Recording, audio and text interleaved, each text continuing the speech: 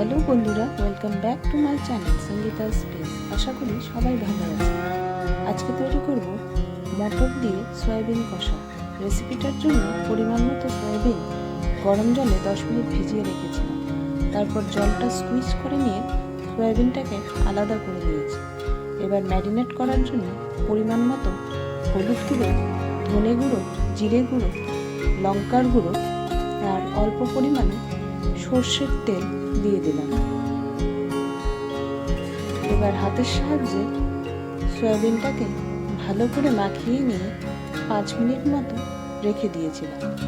বন্ধুরা, আমাকে সাপোর্ট করার জন্য আমার চ্যানেলটাকে সাবস্ক্রাইব করার অনুরোধ রইল। কড়াই গরম হয়ে গেলে তাতে অল্প পরিমাণ সর্ষের তেল দিয়ে দিলাম।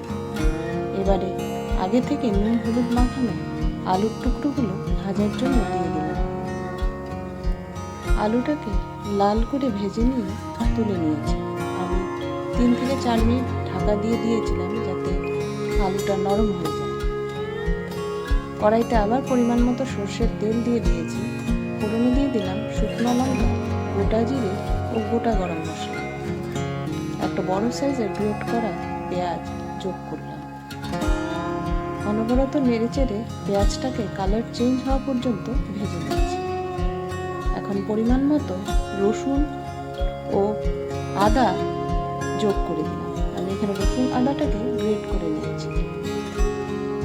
30-40 সেকেন্ড মতো নেড়েচেড়ে ভেজে নিয়েছি। এবার মটর দিয়ে দিলাম। মটরটাকে গরম জলে 5 মিনিট মতো ভিজিয়ে রেখেছিলাম। মটরটাকেও 2 থেকে 3 মিনিট নেড়েচেড়ে ভেজে দিয়েছি। স্বাদ মতো নুন দিয়ে দিলাম। এবার ম্যারিনেট করে রাখা সয়াবিনটা দিয়ে দিলাম। ভেজে রাখা আলুও যোগ করলাম।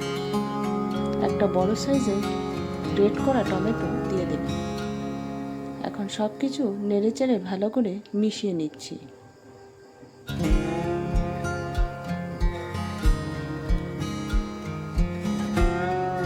তরকারিটাকে ভালো করে কষিয়ে নেব, তাই অল্প পরিমাণে জল দিয়ে দিলাম।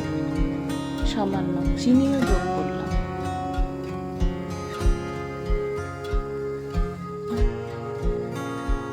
যখন তরকারিটা কষানো হয়ে গেছে, এবারে পরিমাণ মতো গরম জল দিয়ে দিলাম।